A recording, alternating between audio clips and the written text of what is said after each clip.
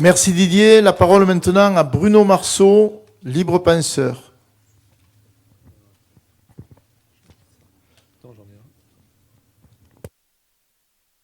Ça doit marcher.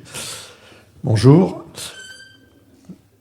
Donc le thème sur lequel je vais intervenir, c'était indiqué sur l'invitation justice républicaine. En fait, c'est la question qui chapeaute la pétition C'est aux coupables d'assumer. C'est droit pénal laïque ou droit pénal canon. C'est-à-dire, est-ce que c'est la République ou est-ce que c'est l'Église qui doit juger ? Donc, je vais découper mon intervention en 6 parties. Ça devrait durer une vingtaine de minutes maximum, je le dis. C'est une habitude professionnelle de dire en début de réunion combien de temps ça doit durer. Ça rassure tout le monde. Peu avant la réunion des États généraux, le 5 mai 89, se précise le concept de nation dans un sens nouveau. Vous connaissez nous CIS, qu'est-ce que le tiers-État ? Et pour lui, la nation, c'est le tiers. L'historien du droit Jacques Ellul donne une définition assez intéressante. La nation est un corps d'associés vivant sous une loi commune, formé par le droit naturel et représenté par une législation. Le 17 juin 1789, l'Assemblée du tiers-État se constitue en Assemblée constituante et invite les 2 autres ordres à se joindre à elle.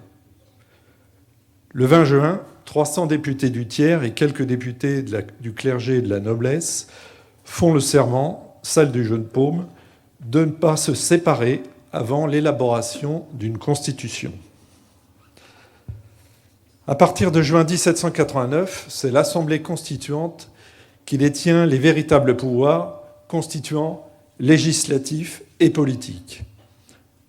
On est bien avant l'abolition de la monarchie et l'instauration de la République, je vous le rappelle. Cette nation qui détient la souveraineté, et la nation n'est soumise à aucune limite, va, par ses représentants, bouleverser la société et changer la forme, le fondement et le fonctionnement de l'État. L'entrée de la nation en révolution va aussi se manifester dans le monde judiciaire. L'Assemblée constituante va transformer le droit, les procédures, tant au civil qu'au pénal, et aussi effectuer une refondation complète et rationnelle des juridictions sur le territoire national. Le droit pénal nouveau. La justice pénale élaborée à partir de 1789 instaure une répression plus modérée, plus utilitariste, que l'on réduit à ce qui semble être l'intérêt de la société. La peine de 1791, puisque ce seraient les premiers textes, devait redresser le criminel. Avec Napoléon, ce sera à nouveau le rejet du criminel qui l'emporte sur les perspectives d'amendement du condamné. Donc, à partir de cette constituante, suppression de la torture, de la sellette comme méthode d'instruction, et pour les condamnations, suppression de l'écartèlement, des diverses amputations, mains, langue, oreilles, de la roue, etc., etc. L'on réduit également la liste des infractions en éliminant tous actes qui ne sont que l'expression de la liberté d'opinion et de pensée, proclamée à l'article 10 et 11 de la Déclaration des droits de l'homme de 89.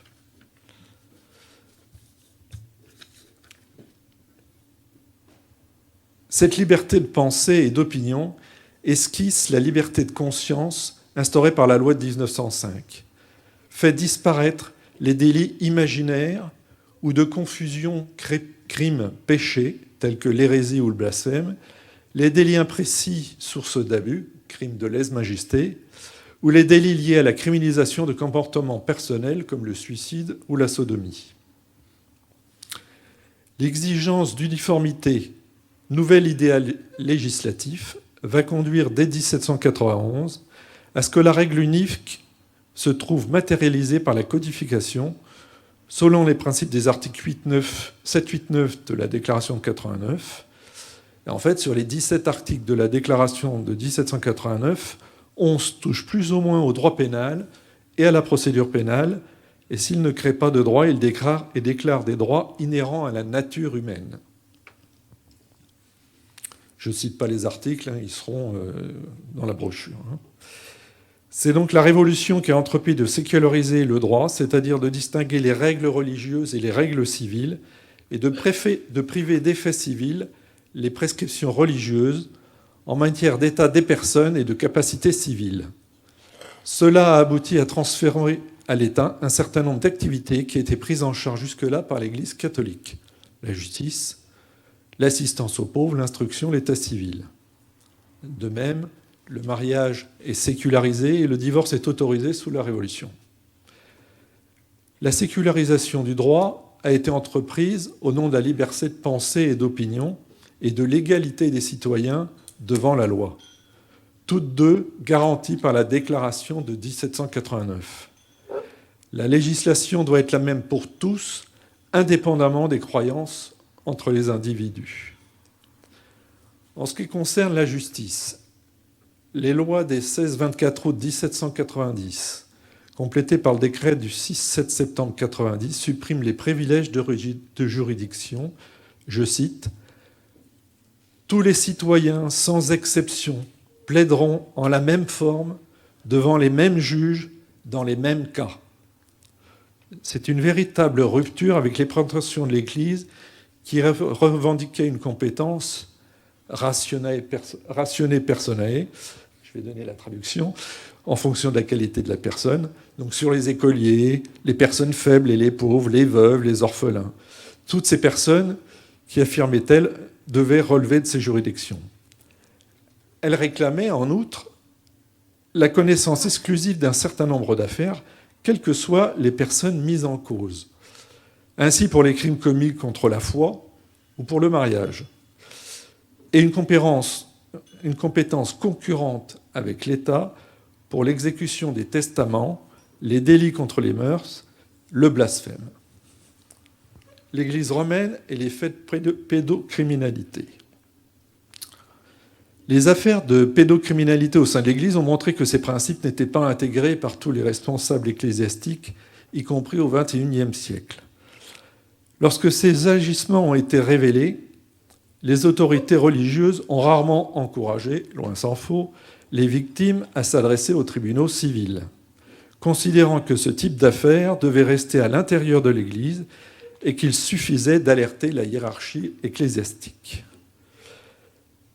La pédophilie étant un délit en droit canonique, donnant lieu à une procédure pénale canonique devant les juridictions ecclésiastiques, les autorités religieuses estimaient que ces affaires pouvaient être traitées en interne.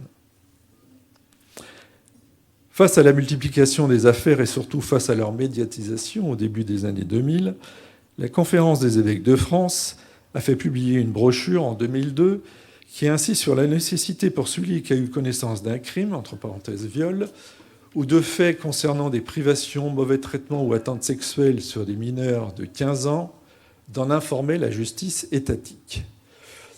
Mais ces dénonciations ont été rares, les autoreligieux se contentant souvent de déplacer l'agresseur sans saisir la justice.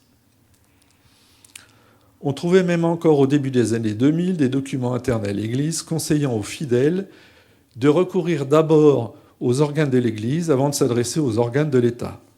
Un document rédigé par le responsable du service national publié dans la lettre d'information de l'épiscopat de janvier 2001, Pastoral, secte et nouvelles croyances, conseillait aux familles dont les enfants étaient victimes de dérives sectaires de recourir d'abord aux tribunaux ecclésiastiques.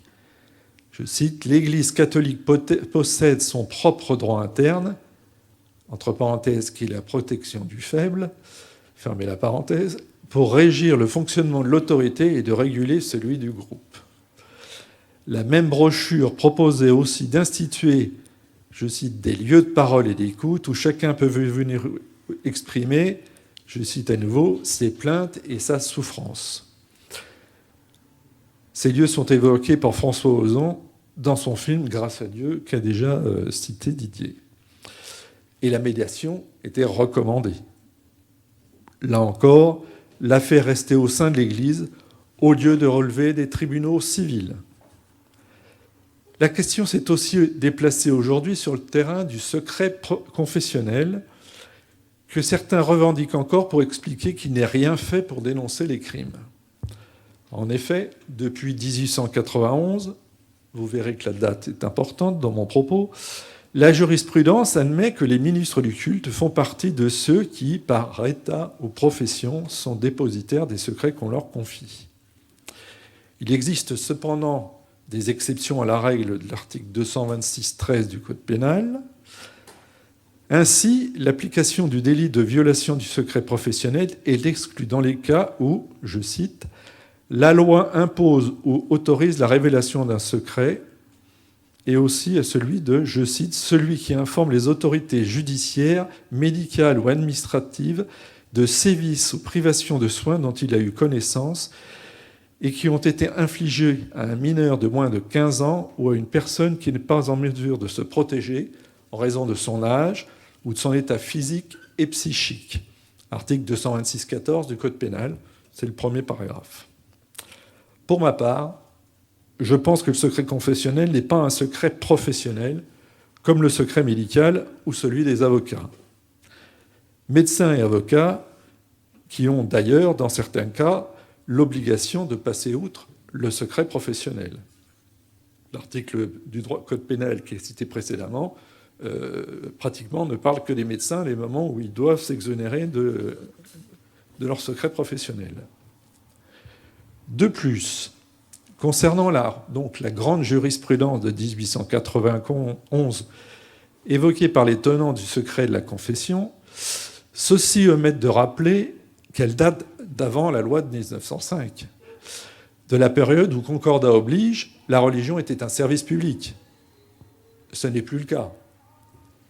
Et qu'on viendrait certainement de modifier la loi. Lorsqu'il y a eu les affaires qui sont sorties au moment de l'affaire du rapport de la CIAZ, on nous a sorti une jurisprudence qui daterait de 1977. En fait, il s'agit d'un simple tribunal correctionnel. Aucune jurisprudence supérieure, comme la chambre criminelle de la Cour de cassation, n'a statué depuis 1891. Or, fondamentalement, la République a changé en 1905. Le caractère personnel et la responsabilité pénale. La position de l'Église romaine, que laisse faire l'État et que couvrent notamment les principales associations démocratiques, républicaines et laïques, implique qu'en se substituant par le biais d'une commission ad hoc à l'ordre judiciaire, l'Église vise à restaurer une sorte de responsabilité collective. Le droit pénal issu de la Révolution française exclut la responsabilité collective. Auparavant, une infraction commise dans une famille ou un groupe impliquait la responsabilité collective et les peines s'abattaient sur tous les membres.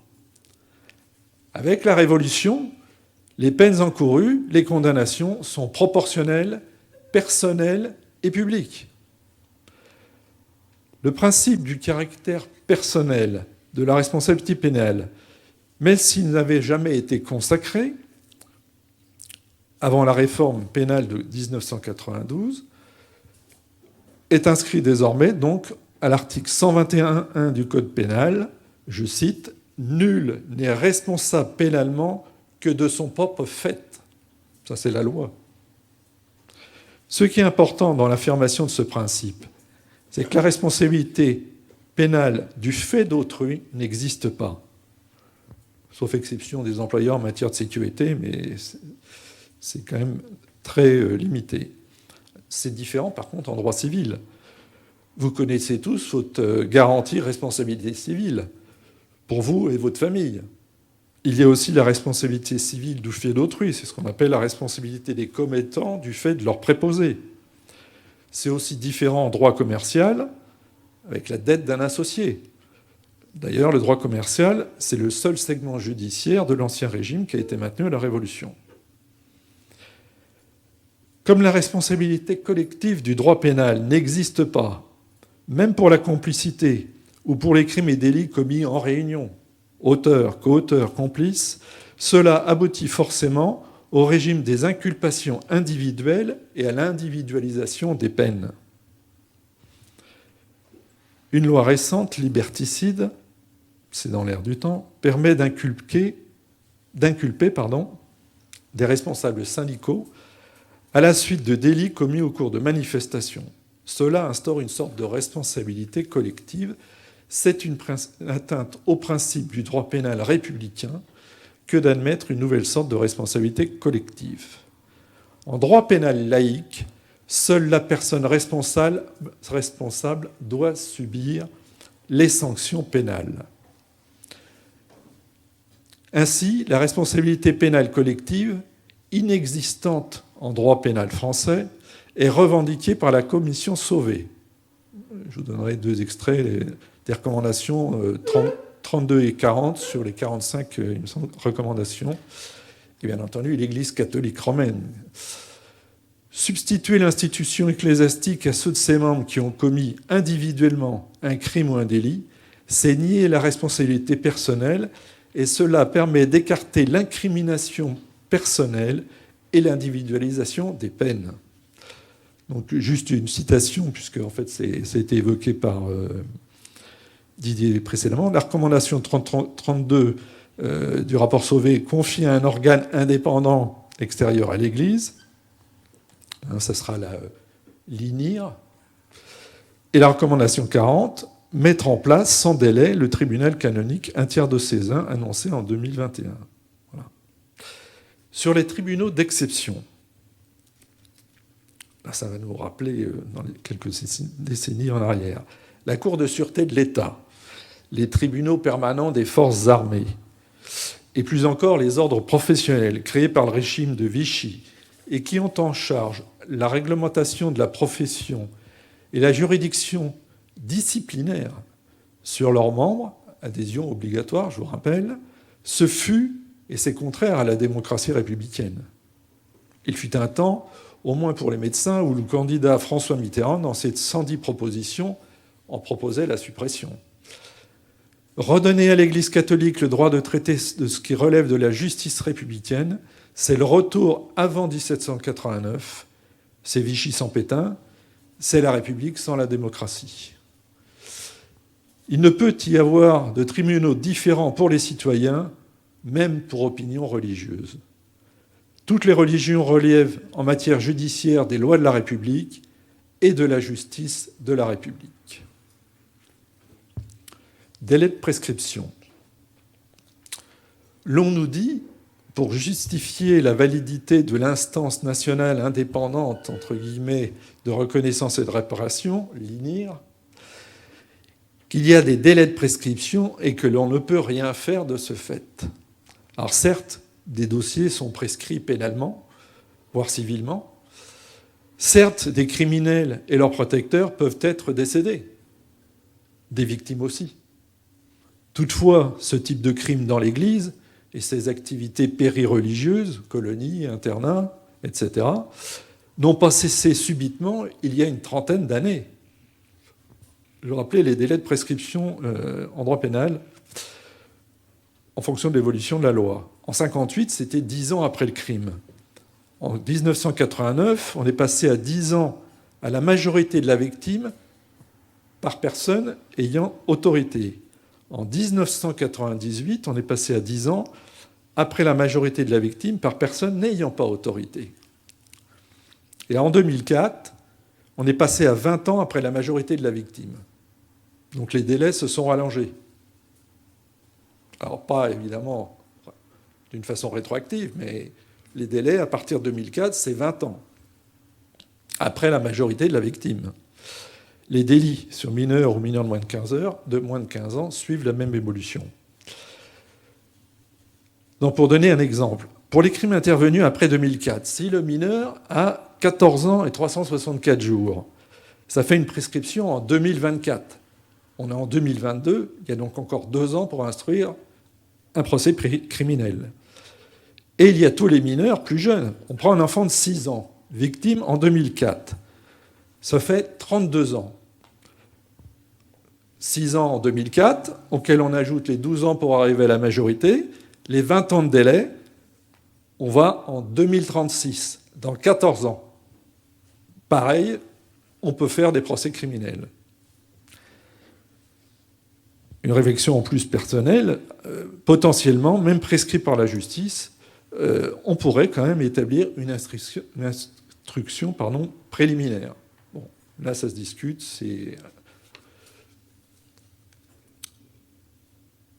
Pour finir, l'INIR, c'est le retour de l'Ancien Régime. La remise en cause permanente de la laïcité, dans tous ses aspects, c'est-à-dire pas seulement scolaire, 1959, c'est la loi Debré, est évidente depuis 1958, elle a accéléré à partir des années 80. Elle ne concerne pas que les intégristes, mais toutes les religions monothéistes, notamment le catholicisme romain, qui reste puissant dans notre pays via ses représentants officiels ou dissimulés, au sein d'organisations syndicales, politiques ou démocratiques. C'est un vaste mouvement obscurantiste et liberticide.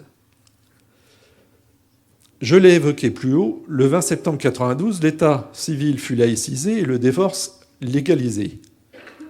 L'on a affranchi les individus et la famille de la théologie et du dogme. Le mouvement fondateur de la République est ainsi, vous me permettrez le mot, consensuellement, je cite, lié à l'offensive contre la morale chrétienne institutionnelle, contre l'emprise ecclésiastique sur les institutions fondamentales que représentent l'école, l'hôpital et la famille. On peut y ajouter la justice. C'était une citation de Nicole Bossuet-Perron au colloque laïcité de 1994. Voilà. Je vais citer un conférencier qui sera là cet après-midi. En République, le caractère souverain de la loi civile exclut toute soumission à la loi religieuse. Henri Pénard-Ruiz, à la rubrique anticléricalisme dans son dictionnaire amoureux de la laïcité. Les ecclésiastiques ne peuvent revendiquer ni un pouvoir spécial dans l'élaboration des lois, ni d'obtenir des tribunaux spéciaux. La laïcité ne saurait être considérée comme une chose en elle-même, indépendamment de la société et des institutions politiques, indépendamment du rapport entre les classes. De même qu'il ne pouvait y avoir de droits de l'homme tant qu'il y avait des droits féodaux, il n'y a pas de démocratie sans séparation de l'État, y compris l'école publique, et des religions. Renier le principe politique de séparation, renoncer à la laïcité institutionnelle, c'est abandonner, entre guillemets, la mesure commune qu'est l'égalité. Je vous remercie. Liberté, égalité, fraternité.